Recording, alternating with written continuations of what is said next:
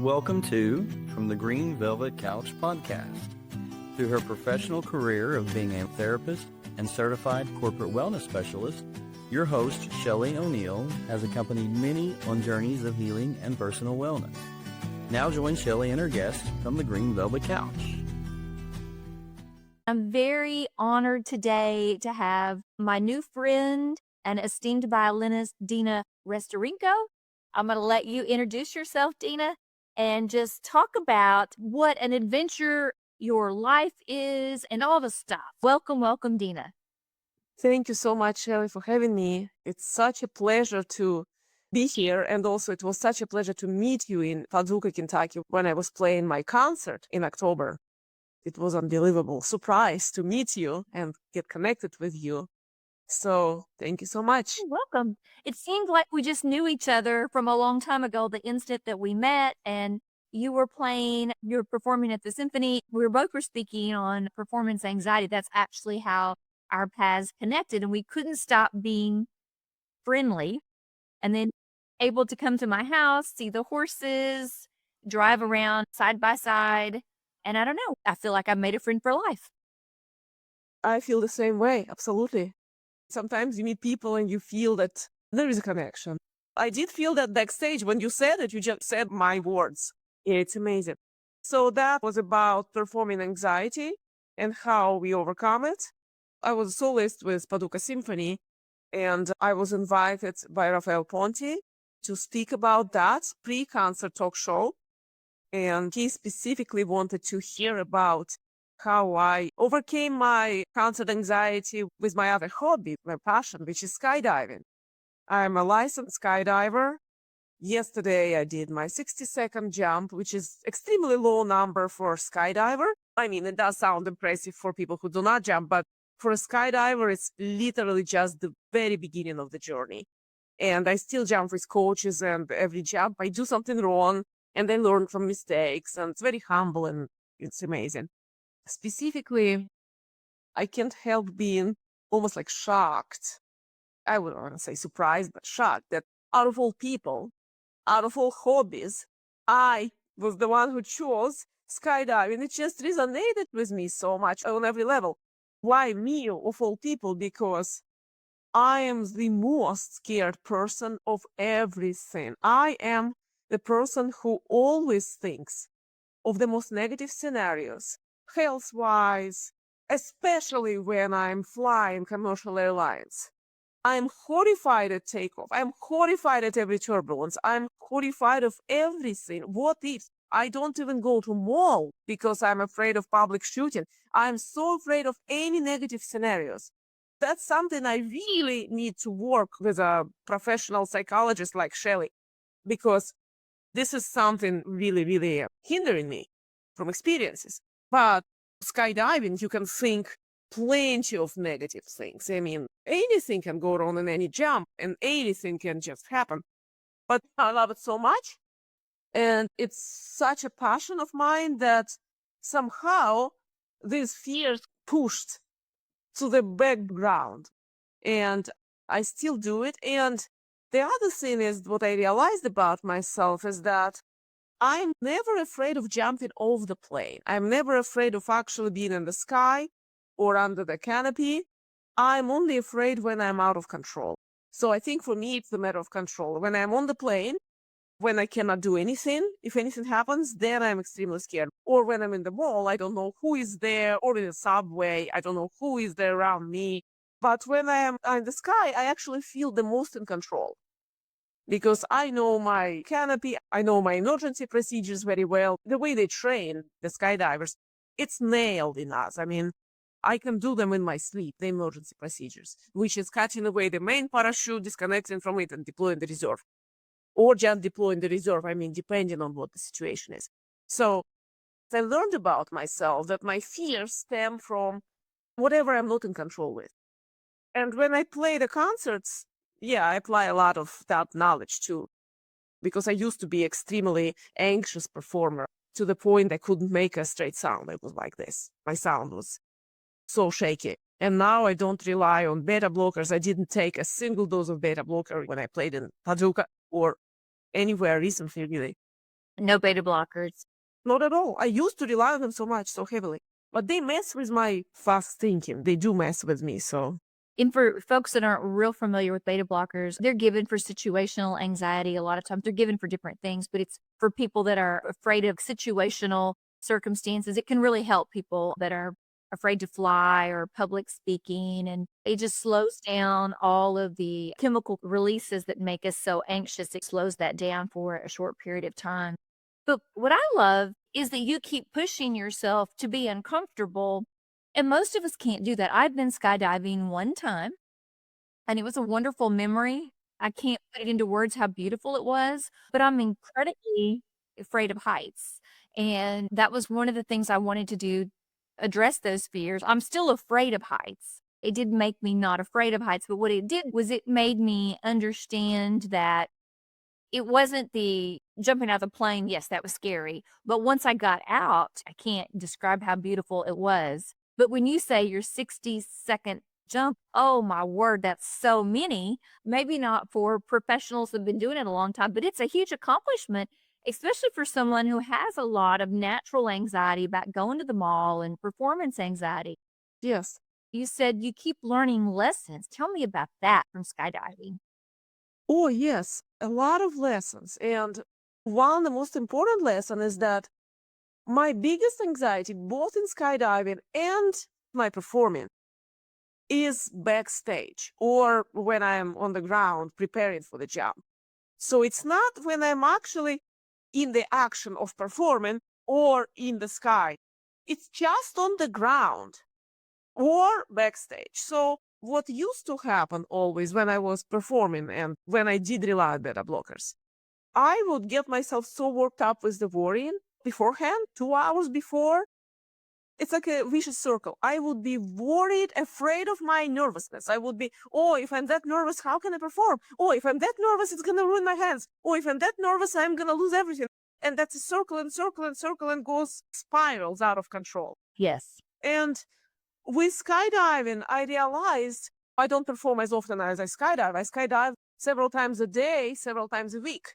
So when I skydive, I realized that all my worries are during the preparation, and it does not at all affect my performance in the sky.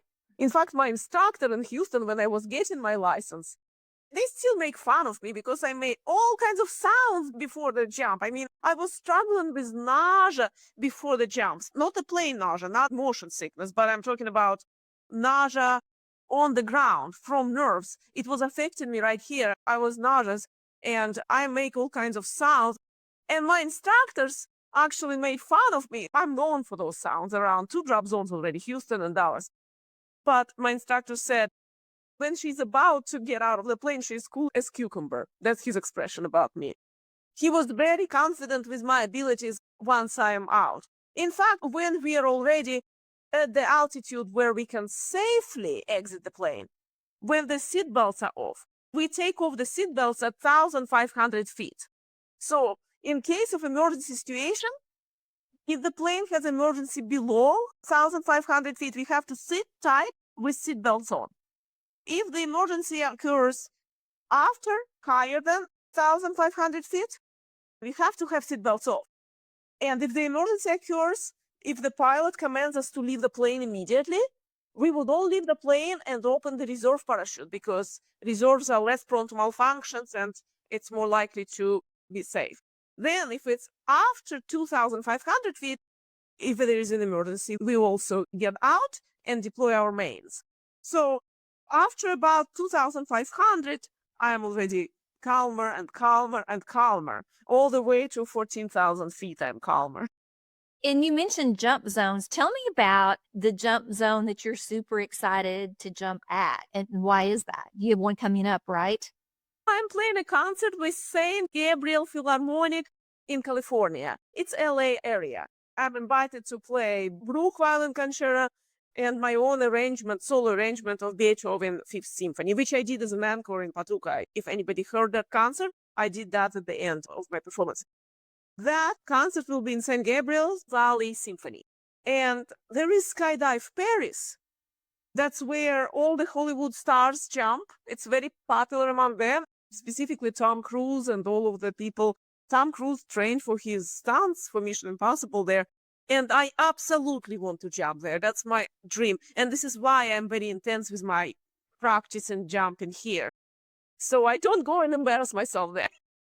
That's just huge. You're such an accomplished person, but you're also one of the most down to earth people I've ever met. I know you went to Juilliard. You're also an instructor, professor. Tell me a little bit about your accomplishments. Well, first, I was raised as a child prodigy in Siberia, Russia. That was during the collapse of Soviet Union, and we had nothing. So basically, the kids who grew up at my generation, we had nothing. We had no entertainment. Practicing the violin or piano or sports or ballet the best in the hopes to be invited somewhere abroad and play abroad and maybe study abroad. So I was practicing a lot as a child, and I did represent Russia in several international competitions, including Tchaikovsky International Competition in Moscow. I was the youngest participant. I was the youngest semifinalist there. Unfortunately, my string broke during the semifinal round, so I didn't advance to final. And after that, I was invited to come to the Curtis Institute of Music. Juilliard is a very known school, but Curtis is much harder to get in. It's more selective because every single person gets full scholarship. Well, unfortunately, though, in Curtis, I had a very abusive teacher, very abusive in many, many ways, emotionally. And actually, he totally killed my confidence as a violinist. That's after him that I needed beta blockers or I just couldn't play. At first, I couldn't play at all, even on ton of beta blockers. Then gradually started to recover. With ton of beta blockers, I could play and then lower the dose. But what really cured me was skydiving. I mean, that was the absolute cure. But what I'm saying is that in Curtis was very bad experience for 3 years. And then I applied to Juilliard school, and my abusive teacher said that I will never get into Juilliard because he was just mean and abusive. He just said those things. And in fact, in Juilliard, several very well-known professors were fighting for me to get me in their studio, and I got full scholarship all the years. I free ride in Juilliard, room and board, and tuition. Wow.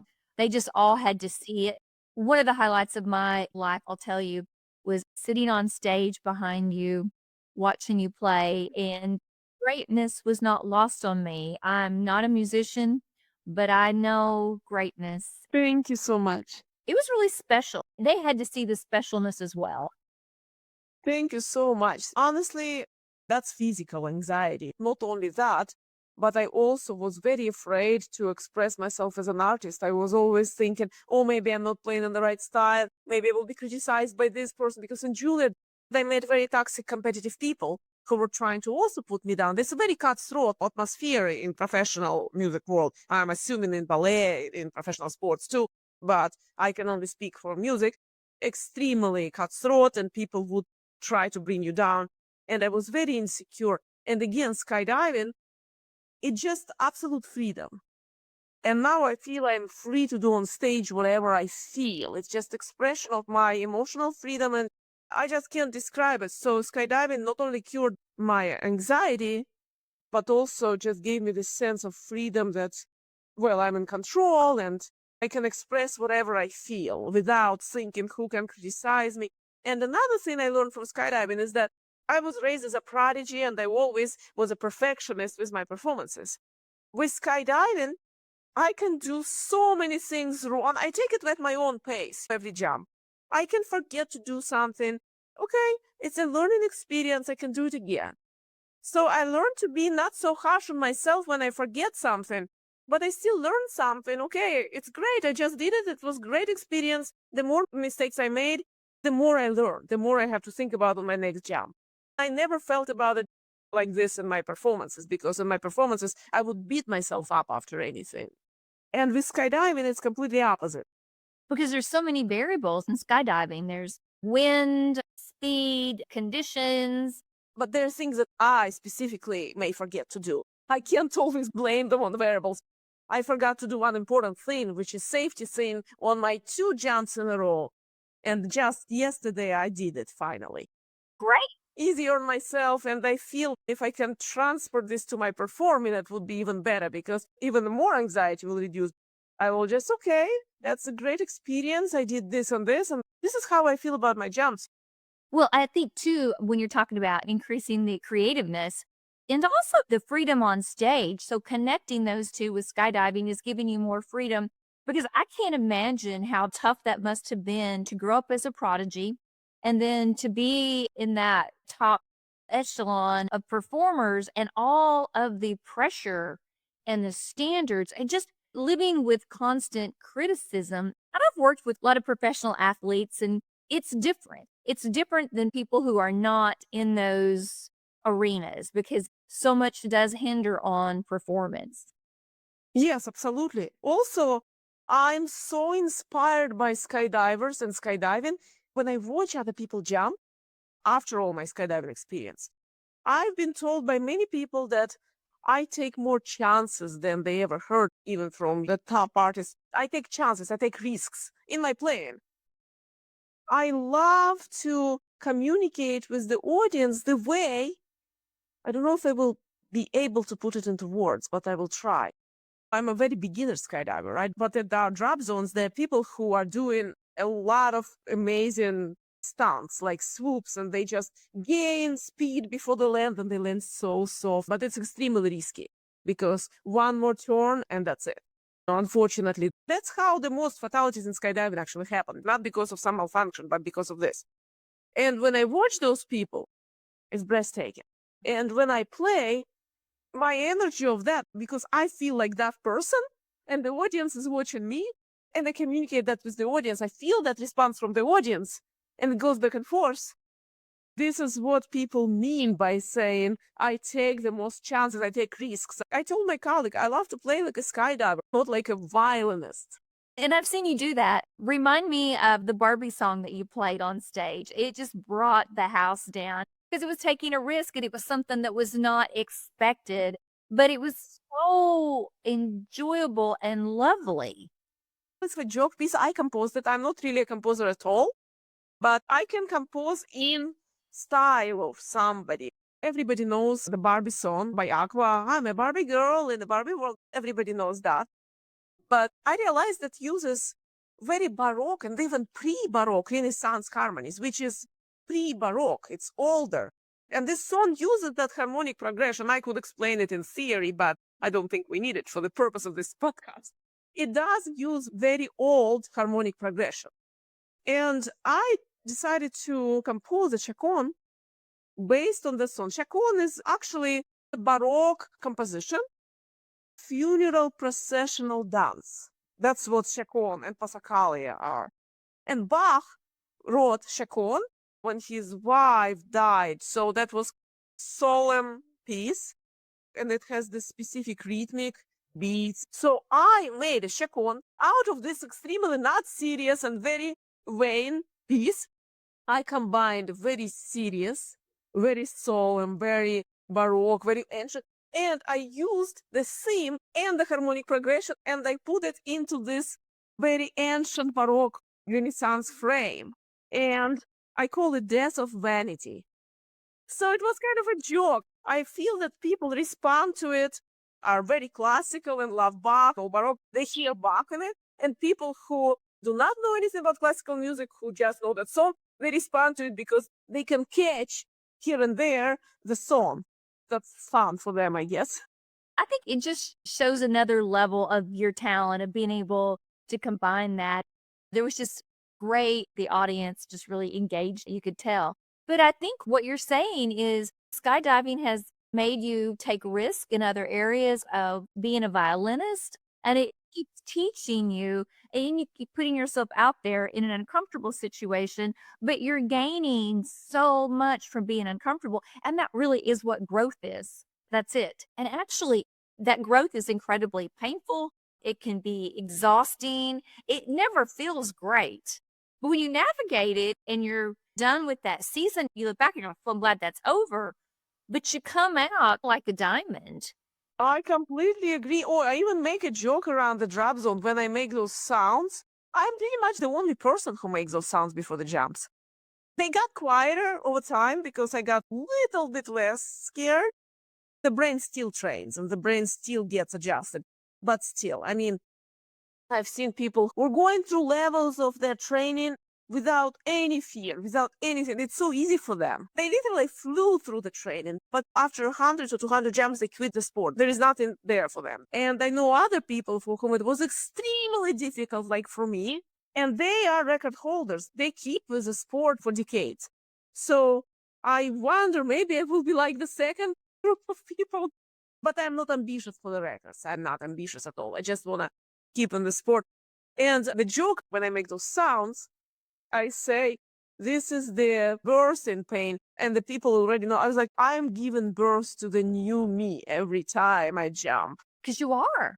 Because it's that old self with those old anxieties and that old mindset is really each jump you're coming out of that, and each jump is making you a little bit different. Your story about what an anxious person that you were and how you had to use beta blockers to perform to where you're at today. It's so motivating and encouraging. And that's why I wanted you to share your story so that when people are out there that are listening and they're like, I can't do this, I can't do that, I can't get up, that's just not me.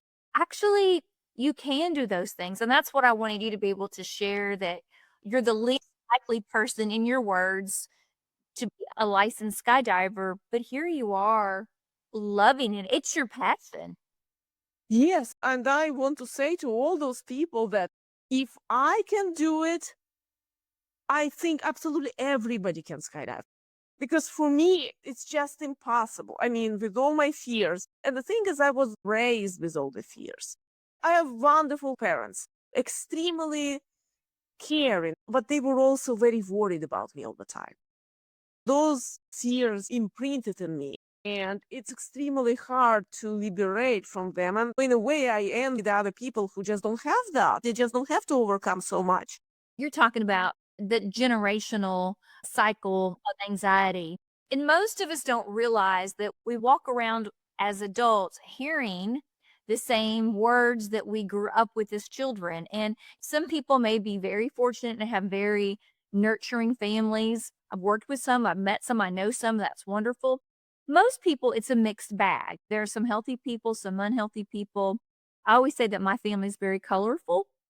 It was an eclectic mix where I grew up and the personalities. It made me a pretty resilient person, but we walk around with the things that we heard growing up. It's just been handed on a platter to you. So for you to have the insight to say, that was my culture growing up, and I'm going to work really hard to not carry that on and live the rest of my life with something. It just limiting. It didn't have to be the worst thing in the world, but it certainly limits us in those ways.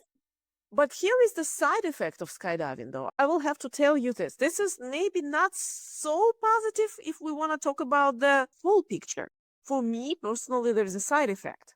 So before skydiving, I didn't think of this much control, anyway, because I couldn't compare it. I didn't have skydiving in my life. So I went to the mall and I was a little anxious, but it wasn't to the extreme. But with skydiving, the way we approach every jump, it's thorough checking everything in the gear 3 times, where nothing can even possibly physically move, but we still check everything, make sure it's over 100,000% it will work. I mean, we cannot have this extent of guarantee of everything in the mall or in the subway or on the highway. I personally had a car broke down when I was driving on the highway 70 miles per hour. My car completely shut down. We cannot have those guarantees, but with jumps, it gives me this contrast because I'm in so much control. Of course, things unfortunately, sadly happen everywhere, but in skydiving, it's much less likely because of such rigorous safety measures, right? And that puts everything else in contrast with that. So because I cannot check every single person's bag for explosives, for example, right? So because I cannot check my car thoroughly before every drive, that contrast makes me a little bit more worried in other areas of life. I get that. Well, it raises your awareness of what you can't control, the safety checks that just aren't plausible. That's what happens. And it gives us clarity in other areas that you might not have had. And that clarity may not always feel so good, but it's still clarity. Yes, absolutely. Well, thank you so very much for just sharing Thank you so much for having me. So, just want to encourage our listeners to follow you on social media, check out where you're going to be performing at. You will not regret it. It's definitely a bucket list thing to do. And I'm looking forward to hearing you again. We'll try and arrange that. Share with our listeners how to follow you. I'm not really active on Instagram. My Facebook is only about skydiving and my pets, my rats. I'm not really good at posting my professional stuff. I mean, YouTube is a better bet. Dina Nesterenko, violin on YouTube, and you will hear my special arrangement, for example, of Beethoven Fifth Symphony and things like that, and my concertos. If any of you are in California, in LA area, I will be performing with St. Gabriel Valley Symphony, April 16th this year. And my manager is working on much more performances in Florida and other places, but we don't have the dates yet. But this one, I already have the specific date. May I add one more thing? It's something maybe coincidental, but I don't think it's psychology. There is a notion, there's a belief that if you just let the situation go, if you stop obsessing so much about it, the things will start coming to you. If you really, really obsess about something. I was always so bitter and obsessive that I don't have enough concert opportunities, enough performance opportunities. I was always so obsessing and bitter, and I just had nowhere to go with this. Even resentful and hateful to other people who would have opportunities, and I didn't feel they were as deserving as me. And skydiving, it gave me so much more happiness. And I can create those opportunities for me every day if the weather permits. I can just go jump every day. Not only it's comparable, like the feeling with the concert, but it's much exceeds the euphoria, much, much, much exceeds anything I feel after any concert. Because after a concert, of course, I'm beating myself up over something that didn't work quite well, right? I let go of those solo opportunities. I just let go. I'm still happy with or without the concerts. I'm just still overall happier. And I know that I'm in control of creating my own happy life because of skydiving. Since I let it go, my manager started to work on very large scale for me to get much more performances with professional orchestras. So as soon as I stopped this obsession and stopped leaning to it in such a negative way, and things started to happen. I don't know if it's psychology or if it's something spiritual, maybe. Well, I think you're talking about the scarcity mindset. So, the scarcity mindset is when we focus on what we don't have, we have more of what we don't have. And we hold on and we're very needy, very clingy, aware of what we don't have. And that applies to money, relationships, every single thing in life.